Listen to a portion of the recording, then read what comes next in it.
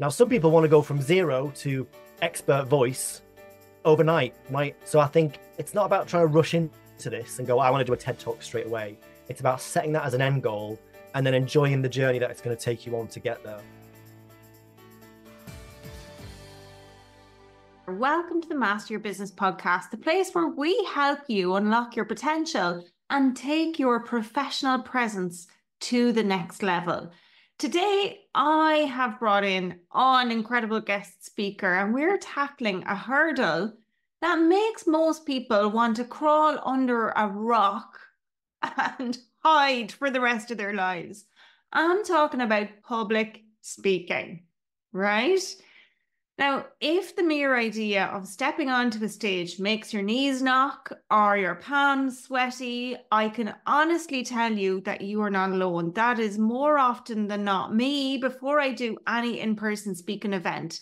When I start speaking, my voice trembles and I feel like everybody knows how nervous I am.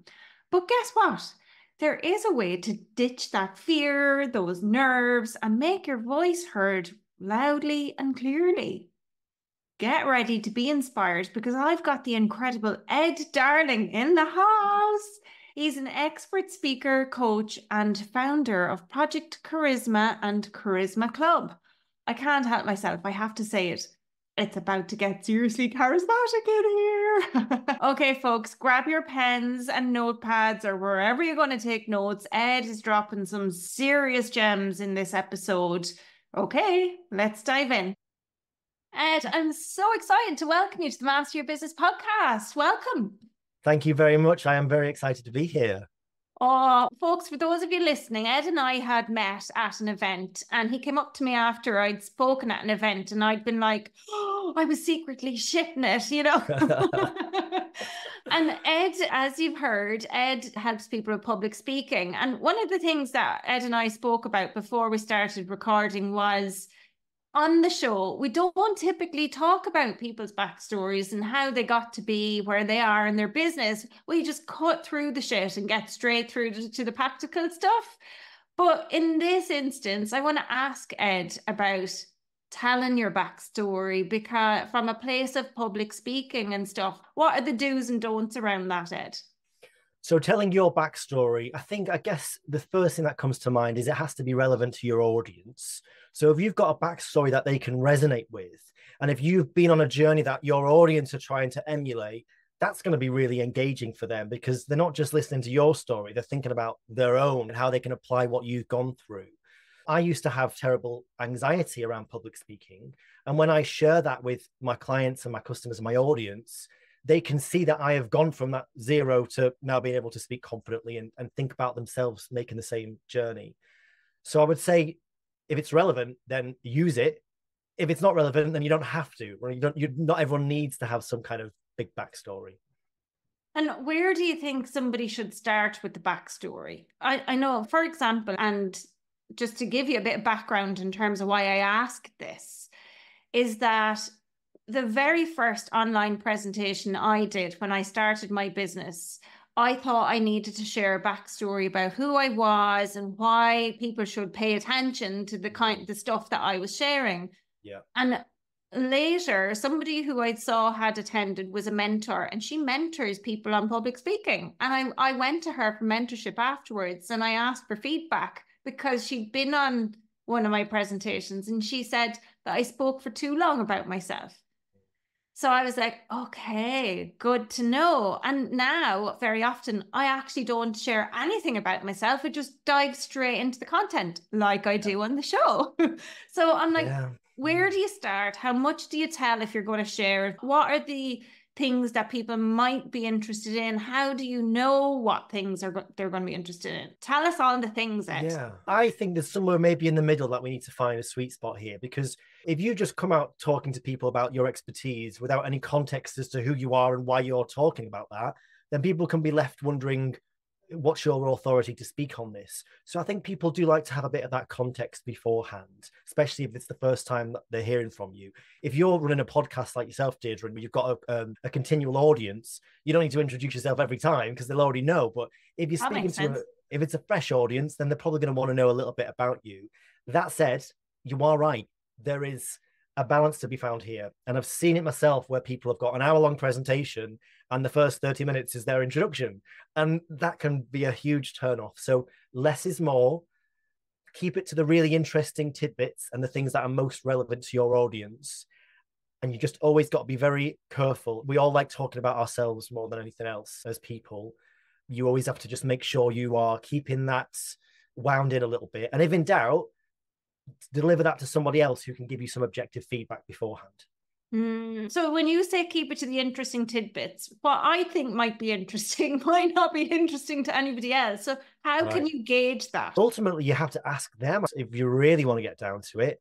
So trying to get some people who can tell you honestly, whether that's friends or colleagues, maybe sharing it with them, or just testing it with different audiences and asking for feedback afterwards. Sometimes you can't always guess at these things. You have to just find out from the horse's mouth. When I do it, and when I deliver masterclasses and speeches and stuff like that, I tend to give maybe 3 or 4 minutes is my backstory, but it is very relevant to people because I'm talking about pains and problems that they're probably experiencing right now. So it's particularly relevant.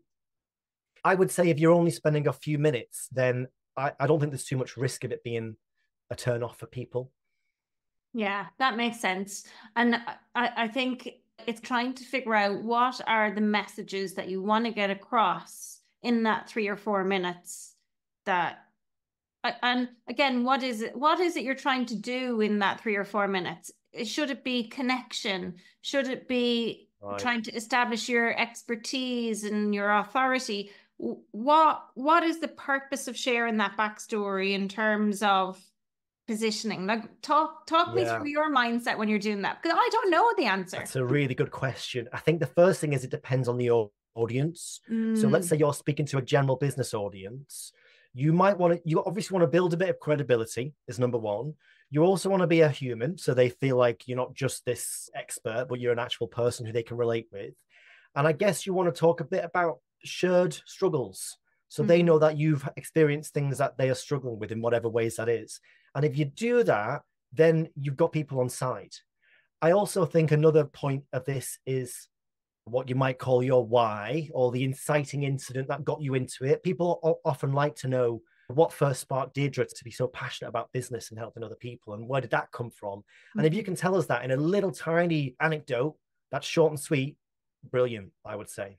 That makes sense. I like that. So it's the 3 or 4 minutes of your backstory. The goal should be build credibility, share some struggles, because that shows you're a human and it builds connection, and then share what's your why, because that might help people go, oh. Yeah, like a micro hero's journey. Here's where I very first started on this road.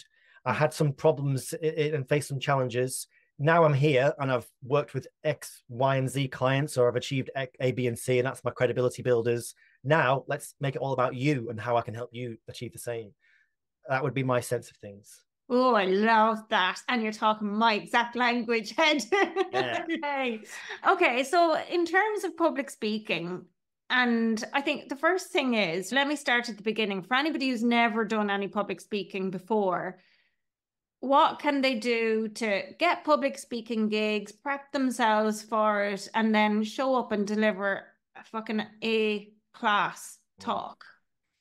Okay, that's like 0 to all the way then, isn't it? That's the entire journey. So the first thing to start with is 99% of people don't get taught how to speak in public unless you've gone to some private school where you get elocution lessons. But most of us grow up just talking like with the people that have surrounded us.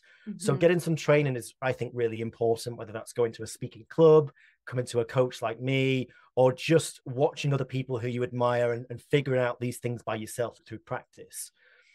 Second thing is about then putting it into practice.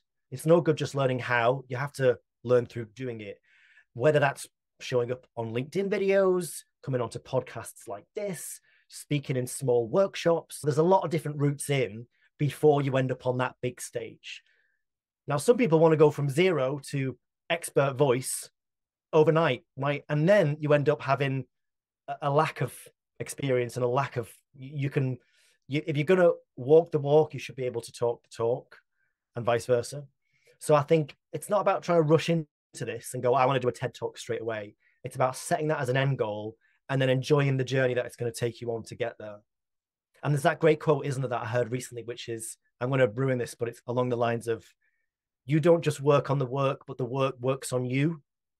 Not sure if you've heard this. And I thought that was really quite insightful, as in it's not just about you getting out and speaking and the benefits that you're going to get externally in your business, but it's actually going to change how you come across as well as a person.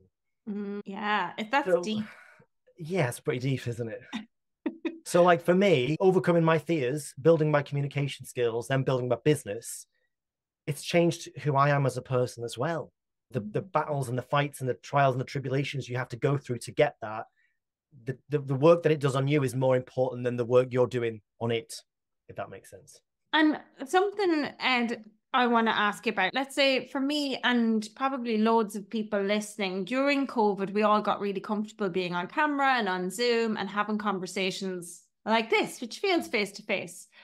And even doing webinars and stuff online face to face, I'm so comfortable with that because I feel like, oh, I'm sitting in my house and I'm in a safe space. That's how it feels. But in person, my knees are knocking, my palms are sweaty, and everything that I plan to say disappears. All of the training in the world, all of the practice you do in the world, and okay, you can practice in public and that might be different, but how can you remember what it was you wanted to say if you're like bricking it? It's hard. When you get that level of anxiety, the physical symptoms that are happening actually shut off a lot of your prefrontal cortex. So your brain is literally not functioning as it is intended to, or it is functioning as it's intended to get you away from the perceived threat that it is seeing, right? So it's very hard to fight against that biological reaction.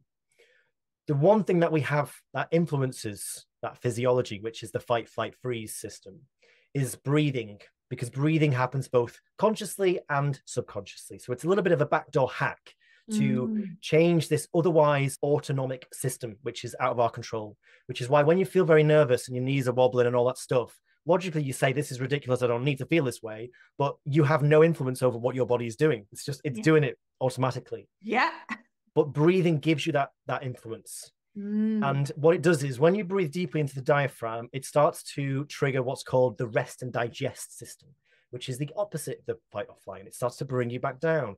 But the thing is, Deirdre, it doesn't happen in a big, bold, dramatic way where you take a few deep breaths and go, ta-da, now I'm absolutely fine, nerves have gone. Unfortunately, no. On the surface, you still feel all of the same anxiety and nervousness. How it works is, on a deeper level, it centers you and it brings you back down to earth. And what I find is that with a little bit of breathing beforehand, yes, on the surface, I still feel very nervous, but I will still be able to remember my points, speak clearly, and do what I'm there to do. So that is the first thing I would recommend to people. And I know that's it has happened to me a few times. And without getting even deeper today, one of the things that I realized many years ago, I used to do quite a lot of public speaking. When I work, I used to have to go in and stand in front of 15-year-old students, maybe 100 or 150 at a time, and deliver presentations. And trying to keep them entertained for an hour was like, it wasn't an easy feat, but I found that I got pretty good at it and I really enjoyed doing it. But then what happened was both my parents passed away. And when my parents passed away, I had to get up and do eulogies. And again, speaking in front of large people, but in that emotional state, what I found myself doing in more recent years was nearly associating that feeling when I had to get up and do public speaking. So not only was I feeling nervous about what I was going to talk about or how I was going to come across, but I think on a deeper subconscious level, those emotions were tied back to the previous speaking events I'd had to do, which were not happy memories. And that made it more difficult. And so when I've done some in-person events, that anxiety has completely taken hold. And I don't know, rightly or wrongly, but having the slides was something that really helped me. I was fortunate enough that I did have slides that could help. But again, even with slides and public speaking, Ed, for somebody who's anxious like I got, now I think I might be over it, I don't know. I'm never going to say never, but I think those slides absolutely helped keep me on track where I was bricking it. And I shared this with you before because I had said to somebody right before I was about to go in and talk at an event that I was so nervous. Look at my hands, look at me, I'm shaking. And this lady had said that nobody knows what you were going to say but you. And it was the best. It just, everything just went calm. Slides and thinking that way definitely helped me. But are there, and aside from the breathing, have you got any other tips that people who've never done it before, who get so nervous or anxious, what else could they do? This was me. I used to have such bad anxiety that I would get panic attacks, not just delivering a speech, answering a phone call, buying a train ticket, having a conversation one-on-one. Anytime my brain perceived that I was the center of attention, whether it was 1 or 10 or whatever, immediate action stations, heart beating, wanting to just get out of that situation. Horrible.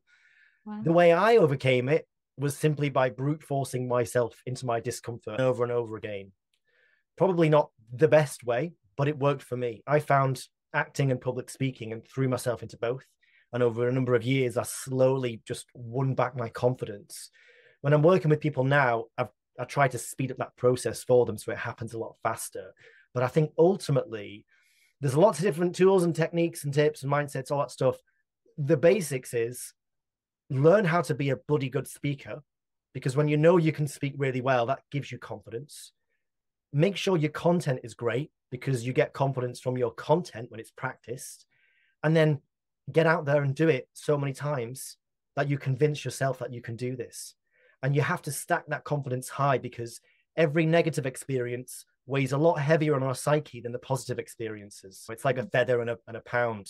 So every time you've had one bad one, your scales are already tipped. So you have to really stack the positives as much as you can to start getting that balance back. I love that. I think that's really important as well. And to become a great speaker then and practice, what are the things? Is there a checklist for what a good speaker is? How do you know if you're doing it good? If you're at home practicing in front of the mirror, how do you know if you're doing the right things, or if your voice sounds okay? Because I'm always like, I don't have a voice for a podcast, but then I'm like, Deirdre, just get fucking over yourself and just go and do it. Like, you know. Well, you've got a great voice, Deirdre. You've got lots of what we would call vocal variety, which is a voice that does things differently, isn't monotone, basically. So that is one of the big things. A monotone voice is the type of voice that switches people off. A voice that makes people come alive and brings the words off the page, that's what we want. And as an Irish person, I feel like you tick that box from birth. You don't have to worry about that at all. It's just bred into the culture somehow. So you're lucky in that respect. But how do we do things well? And is there a tick box? Yes and no. It's an art and a science. There are practical things that you can say. Yes, you should be having gestures and eye contact and vocal variety and audience interaction. But also, there's people who break all of the rules and they're still great speakers. So it's a gray area there. So it depends on what type of speaker you want to be. Everyone's got their own style. And I think ultimately it's about bringing out your authentic style as much as possible. Not everyone has to be big and bold and Tony Robbins on stage. Right? You can have a quiet confidence and a quiet charisma as well, just as impactful. So you have to figure out what's you and then bring you to bear. That's the key, really. And that's a bit of a wishy-washy answer, but here's the thing you need to focus on. I think when you talk about monotone, I'm like, oh, I just picture, what's his name, and the teacher in the Ferris Bueller movie. I think I'm older than you, Ed. That might be before your I've also got a terrible memory for movies, so it might be that. I'd say I'm actually going to find a YouTube clip of that movie and share it in the show notes so that everybody can see what I'm talking about. Yeah, and Tony Robbins, I have to admit, I'm going to say it here publicly, I'm not a fan of listening to Tony Robbins. I just can't listen to him. What is it about him that you can't listen to? It's his voice. The husky, kind of almost like he's lost his voice half the time. Yeah, and I think it's the tone and the voice. Yeah. I listened to a podcast not that long ago, Tony Robbins, and I think he does so much speaking that sometimes his voice is very husky. And I'm not surprised when he's on stage for 8 hours a night or whatever it is. But yeah, there's a personal taste and personal preference to that as well, right? Some audiobooks you just don't want to listen to because of the speaker, and other times they can be great. So there is a bit of a personal preference there. But generally, people like voices that are clear, they are engaging, they're not too far on the extreme of any of these qualities. So one quality is the tone of your voice. And on one extreme, you have what's called quite a harsh, brassy tone, where people sound quite resonant, but it's not very nice to listen to for very long. And then on the other end of that scale, you've got a very breathy tone, which is the therapist voice, where you might say, come and sit down. It's very soft, but it lacks a bit of that authority as well, though, right? So everything's about finding the middle ground, but also not getting stuck there and having a bit of movement in these things. I love that. That's interesting, actually, to think of it that way as well. And I suppose some of the things with speaking is putting yourself out there. It's like you said, you pushed yourself to do it. So if I'm somebody who's listening and I've never done a public speaking gig before, how do you start? How do you find them? How do you create opportunities for yourself to be able to push yourself and go and do them? Yeah. Become that next Tony Robbins. Become the next Tony Robbins. Yeah. With a nicer voice. With a nicer voice, yeah, if that's possible. There's a lot of different things you can do, Deirdre. Now in the digital age, anyone can be their own little celebrity, can't they? We all have access to what would have cost hundreds of thousands of pounds 20 years ago in terms of being able to get yourself out there. We can all do it now with our phones. So I consider that public speaking in a similar way as being on a stage with a real life audience. And often one begets the other. So if you're showing up on podcasts and videos, people tend to see that and clock it and start associating you with whatever that thing is you're talking about in a branding sense. And then when they've got an event, they might say, oh, I see Deirdre does a lot of videos on this. Let's get her to speak on this thing. So often it's just getting yourself out there. There are things that you can do on the kind of starting edge where it might be going to a speaking club. Toastmasters is great. I was a Toastmaster for 4 years. They have clubs all over the world. I've been to Toastmasters in Germany and in Ukraine and all around UK as well. And also, if you go on things like Meetup and Eventbrite and find little groups that are doing what you want to do and offer to speak for free, that can be a great way to start as well. I love that. And Ed, we talked about before we hit record as well, thought leadership and putting yourself out there to build your brand and how public speaking can help you do that. Will you touch on that for listeners? Of course, yeah. So I feel like in terms of thought leadership, I think when people are watching you, we are inherently judging someone's credibility based on what they're saying, but also in the circumstance in which they're saying it. So I'll give you an example, right? Let's say I go on LinkedIn and I see someone with a lovely profile. Okay, tick, a little bit of credibility. Then if I see that they've posted a text post on their thing that's quite interesting, again, another tick, a bit more. If I see them speaking on camera in a video, that takes a bit more expertise and a bit more courage to do that. So they've got another tick. Then if they see them doing a live, that takes even more experience to push yourself to do a live. Then if I see you in person, so there's kind of like almost a step-by-step approach to this, to building that credibility and building that thought leadership. And of course, the best people that you see, they're just doing it all over the place, right? They're doing the live speech, they're recording that, then they're putting the clips on LinkedIn, and it's just a whole big web of content that they're doing. So that's maybe like a broad picture of what the game is. I guess the other thing to say would be you have to know what you want to talk about, and you have to be able to stand for something. So you can be educational, you can be inspirational, you can be entertaining. Ideally, you can be a little bit of everything. And I was working with a client this morning, like I mentioned, who has already got a very successful business and is trying to build a brand. And one of the things that we said was, figure out who else is out there already who is doing what you want to do in the style that you want to do it, and take a little bit of inspiration from a few different people and mix it into your own thing. It's hard to create a personal brand from scratch that's completely unique, but we can be inspired by people around us, and then from that mixture, find our own unique thing. Is there any other angles that you wanted me to approach that from in terms of the thought leadership? Yeah, I think, let's say in terms of the area of expertise, Probably a lot of the people who are speakers, and I'm guessing they're self-employed or they're business owners, it's not so often, or maybe they're sports people. But if I think about the people I've heard public speaking, they're not so often employees. But what if they want to talk about something that's not quite aligned with their business, like the person that you mentioned this morning? What if they want to establish thought leadership in a new area or get gigs to speak about this in a new area? How can they get their foot in the door? Yeah, it's a good question, Deirdre. And I'll be honest with you, it's a bit of a new realm for me as well. I don't pretend to be an expert in every single area. So it's good to hash this out, I think, because it's an interesting thing to think about. I guess you have to tread carefully, because it's almost like if you turn the heat up too quickly, the lobster will crawl out of the pan, which is not a very nice metaphor. But if the lobster is your audience and your brand is the heat or the cold, that's what you're doing if you jump into something different. So you want to slowly introduce, oh, now Ed's talking about this thing. And no, it's over time, I can see he started here and there was a mixture and now he's talking about this thing, but people have come on that journey with you rather than you just jolting them. So I think you have to be a bit strategic about it. But ultimately, you want to be talking about what you're passionate about, I think. And that's when the best you will come forth. That's when you will be the best speaker, when you're talking about something that truly inspires you. And if you feel it, then your audience will feel it.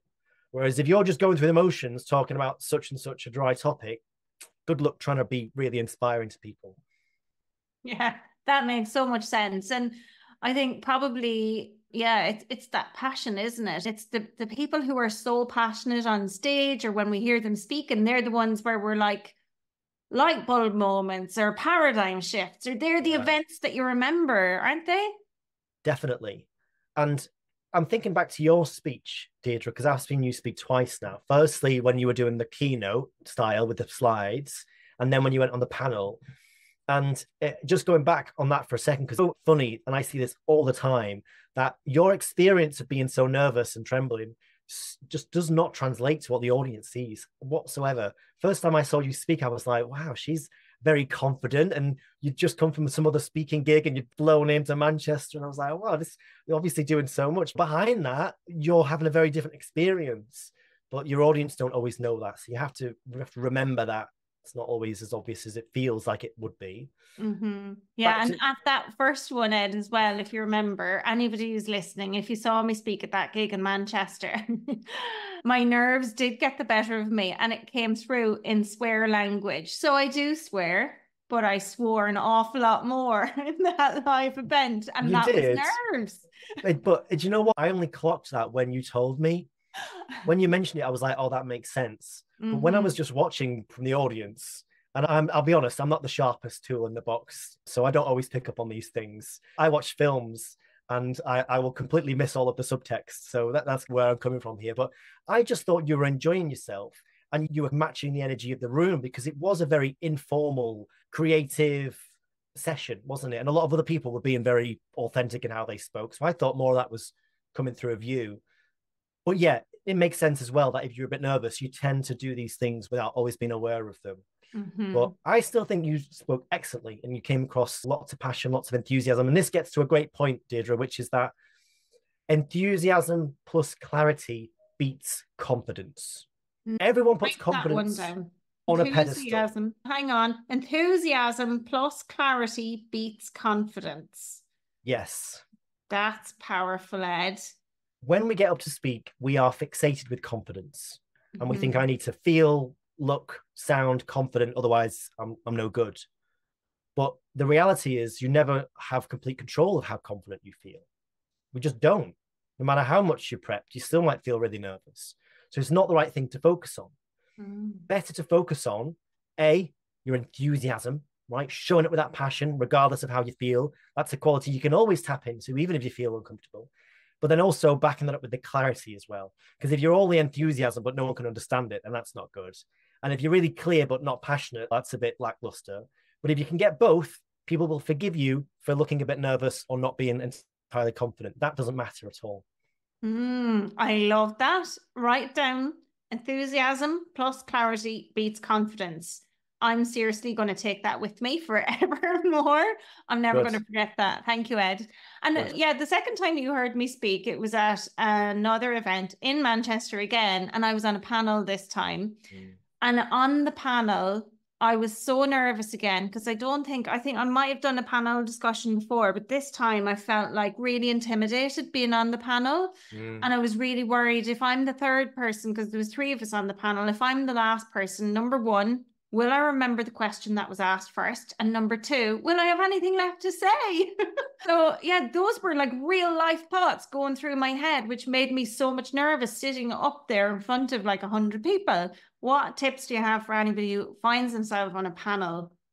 Please share. Okay, I'm going to give you 2 different tips then, okay? Firstly, a very practical one would be, usually on these panels, you can get a list of questions beforehand, or at least topics.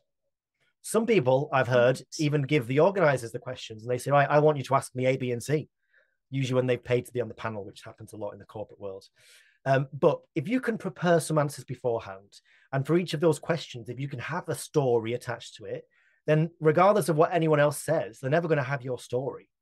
They're never going to be able to steal your example. So even if it covers the same ground, you can say, that's a brilliant thing that such and such has just said. I've got a story that aligns with that perfectly. Right, that's job done. The other piece of this would be, being on a panel is also a skill in improvised speaking, because you have to think on the spot.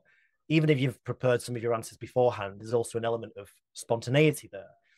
And improvised speaking is a skill in and of itself compared to prepared speaking.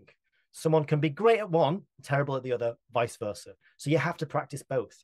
And the skill of improv is this weird, elusive thing of being able to let go of control and let your subconscious mind feed you with whatever you're going to say, and not try to second guess what thoughts come up or query them and think, I can't say that, or I better not mention this, or you just got to switch off the thinking brain and let yourself flow. And that's scary because who knows what you might say, right? You could say something terrible or embarrassing, but you have to do that in order to get the good stuff to come out. So it's a skill of letting go and just letting it happen as it may. Yeah, I remember distinctly in that session, I asked a question and I got people in the room to stand up. And that was like totally off the cuff. And then I was like, oh shit, what if nobody stands up? You know, where am I going with this? I don't know. And honestly, for those of you who've heard me speak, especially in person, my mouth runs faster than my brain. So sometimes I don't know where things are going to go. And when it's not a presentation per se, if I'm just getting up and standing off, speaking off of the cuff, I really have no idea where I'm going with things a lot of the time. And that's something, I suppose, from practice that it can help you keep on track. Or do you have other tips to make sure you, because I can wind up down a rabbit hole. And so even when I'm doing solo podcast, I have bullet points and notes so I don't get too distracted and talk for too long, because I could. Yeah. I think you've hit the nail on the head there, Deirdre, which is to have a structure in mind. And the structure isn't about planning out each word in each sentence. It's the pinpoints along the way that you're going to roughly stick to. And you can have a structure that you use whilst answering an improvised question. For instance, dead easy way, you might ask me, Ed, what are your best tips for public speaking? I haven't thought about it. I might just say, here's my 3 best tips. I haven't decided what my 3 best tips are yet, but I'm gonna lock myself into that structure from the beginning, so that I know that wherever I go with it, I'm gonna give you 1, 2, and 3, and that's gonna feel like a much more cohesive, a much more compelling answer. And you can use that on bigger scales as well, and with different structures. So you can talk about, the one I love is the past, present, and future. If you're talking about an industry, I might say the public speaking industry, in the past, it used to work this way. Now, here's how it's operating. We've got online things. And in the future, it's going to be this. So if you can have a few structures in your back pocket, tie yourself to it when you start the question, then feel free to improvise, but you won't be able to stray too far. That's a really great tip. Really great tip. That's one I'm going to lock in my pocket as well for the next time I do public speaking.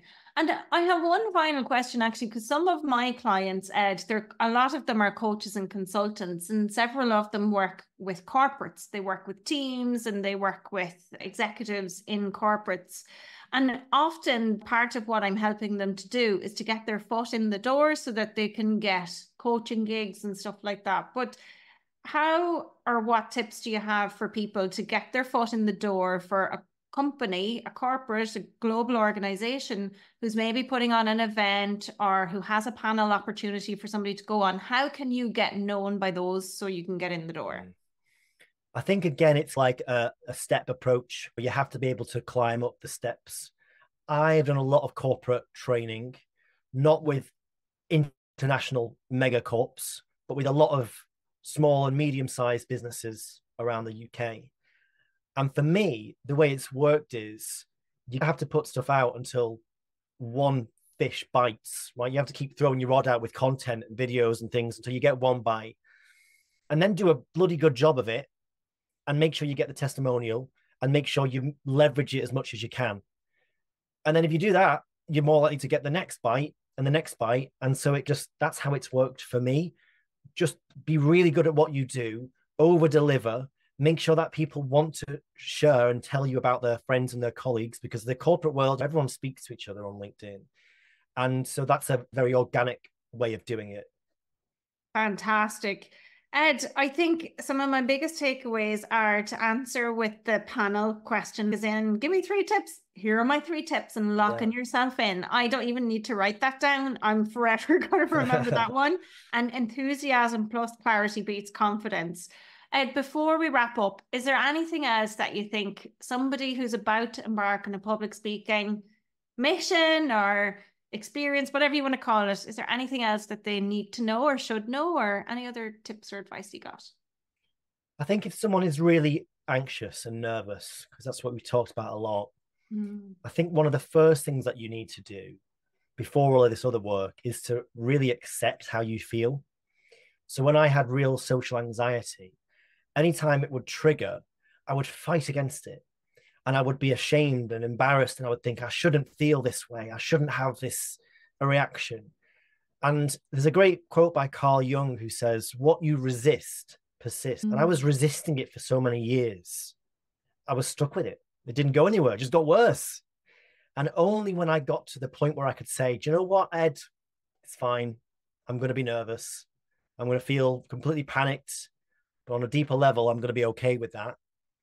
That's when things started to shift.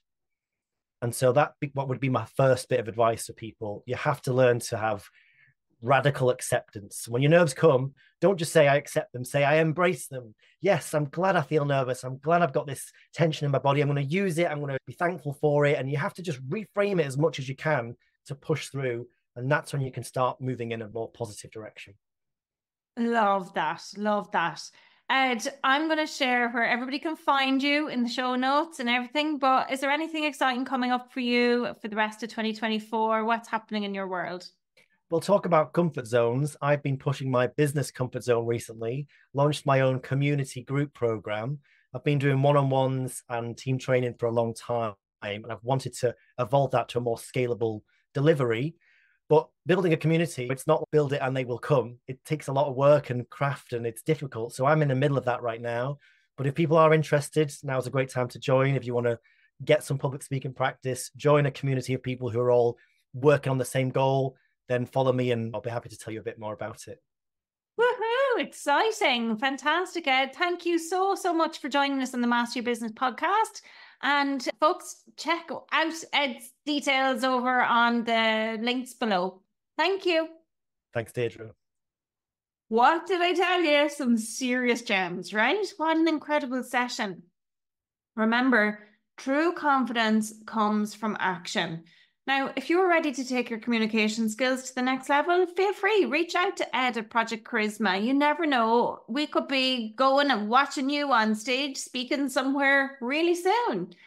And if you loved this episode, follow the Master Your Business show on your favorite platform. Leave a rating and a review. Your feedback really means the world to me, and it helps other people find the show and get some of the nuggets that are within, and share it with people who you want to see do well in their business as well. A rising tide lifts all the ships, right? So, my dear, until next time, keep mastering your business.